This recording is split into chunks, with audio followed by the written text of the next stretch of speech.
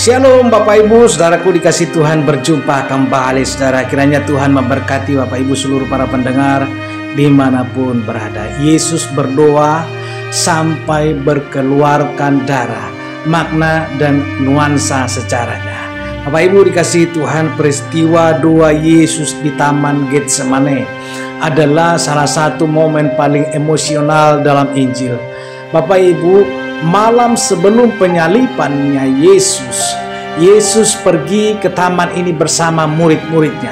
Setelah perjamuan terakhir di tempat ini, ia berdoa dengan begitu sungguh-sungguh hingga keringatnya menjadi seperti tetesan darah. Peristiwa ini dicatat secara khusus dalam Lukas 22 ayat 44 yang menggambarkan betapa dalamnya penderitaan batin yang Yesus alami sebelum menghadapi salib. Saudaraku, yang kedua, Taman Getsemane sendiri memiliki makna historis yang mendalam.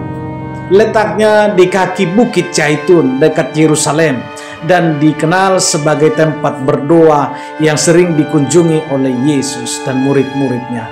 Nama Getsemane berasal dari bahasa Aram, saudara, yang berarti alat pemeras minyak, yang secara simbolis menggambarkan bagaimana Yesus mengalami tekanan yang luar biasa sebelum ia diperas oleh penderitaan salib demi menebus dosa manusia. Saudaraku yang dikasihi Tuhan, dalam doa Yesus menunjukkan sisi kemanusiaannya. Ia berkata, "Ya Bapa, jikalau sekiranya mungkin, biarlah cawan ini lalu daripadaku, tetapi janganlah seperti yang ku kehendaki, melainkan seperti yang Engkau kehendaki." Matius 26 ayat 39. Saudara, kata cawan dalam Alkitab seringkali melambangkan penderitaan atau murka Allah terhadap dosa. Yesus yang tidak berdosa akan menanggung dosa seluruh umat manusia. Suatu beban yang begitu berat sehingga ia mengalami tekanan yang luar biasa. Saudara, secara medis fenomena ini disebut dengan hematidrosis. Ini adalah kondisi langka di mana seseorang mengalami stres atau ketakutan ekstrim, dapat mengalami pecahnya pembuluh darah kecil di sekitar kelenjar keringat, sehingga keringat bercampur dengan darah. Ini menegaskan bahwa penderitaan Yesus bukan hanya bersifat rohani, tetapi juga memiliki dampak fisik yang nyata. Kondisi ini menunjukkan seberapa besar tekanan yang Yesus hadapi sebelum menghadapi salib. Saudara yang dikasihi Tuhan, yang selanjutnya dari sudut pandang sejarah, bahwa hukuman salib adalah bentuk eksekusi yang paling kejam pada zaman Romawi.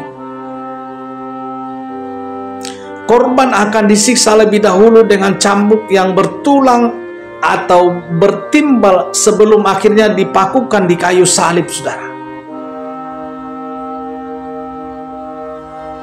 Nah, saudaraku yang dikasihi Tuhan, proses kematian di kayu salib sangat menyakitkan dan bisa berlangsung selama berjam-jam hingga sehari, berhari-hari.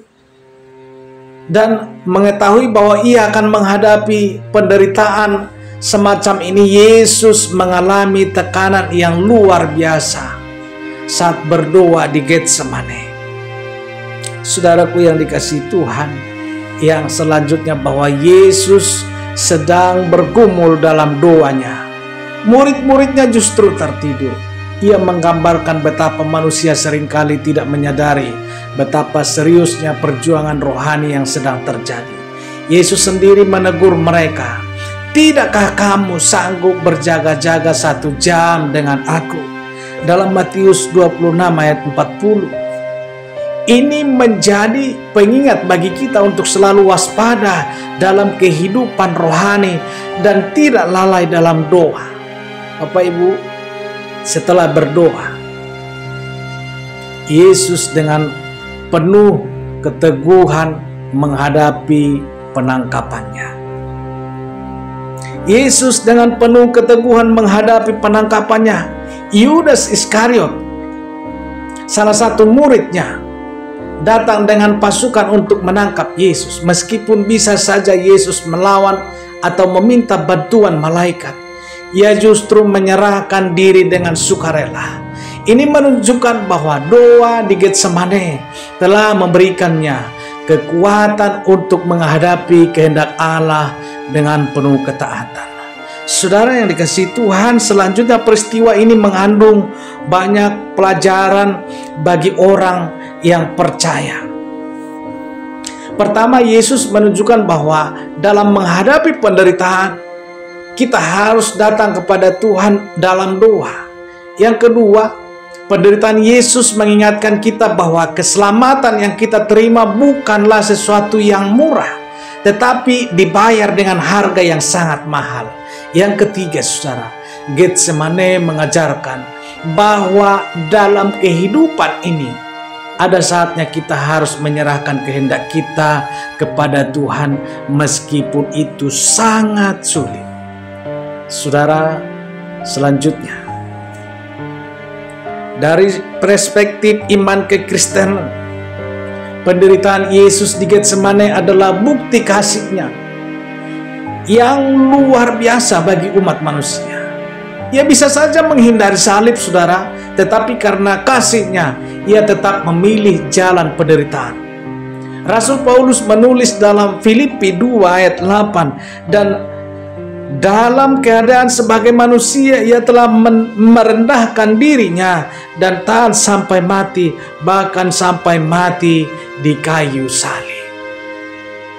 Saudara, bahwa kisah Yesus di Getsemane menjadi pengingat bahwa dalam pergumulan hidup kita tidak sendirian. Yesus sendiri telah mengalami penderitaan, ketakutan, dan tekanan batin yang sangat besar. Oleh karena itu, ketika kita menghadapi masa sulit, kita dapat meneladani Yesus dengan datang kepada Tuhan dalam doa, mempercayakan segala sesuatu kepadanya, dan tetap setia menjalani kehendak Tuhan. Bapak Ibu dikasihi Tuhan, apabila diberkati dengan renungan ini, silakan dukung channel ini dengan tekan tombol subscribe, like, share. Nah, Bapak Ibu dikasihi Tuhan, demikian perjumpaan kita pada saat hari ini. Kiranya Tuhan memberkati Bapak Ibu dimanapun berada. Doa dan harapan kami, Bapak Ibu sehat-sehat, diberkati dan dilindungi oleh Tuhan. Ingat firman Tuhan, mari kita teladani Yesus. Apabila kita mengalami permasalahan, apabila kita mengalami kesulitan, ingat bahwa kita harus menyerahkan segala sesuatunya kepada Yesus. Di dalam Yesus, di dalam Tuhan, di dalam juru selamat dan kekuatan kita ada kekuatan, ada keselamatan, ada pertolongan. Tuhan Yesus memberkati. Haleluya. Amin.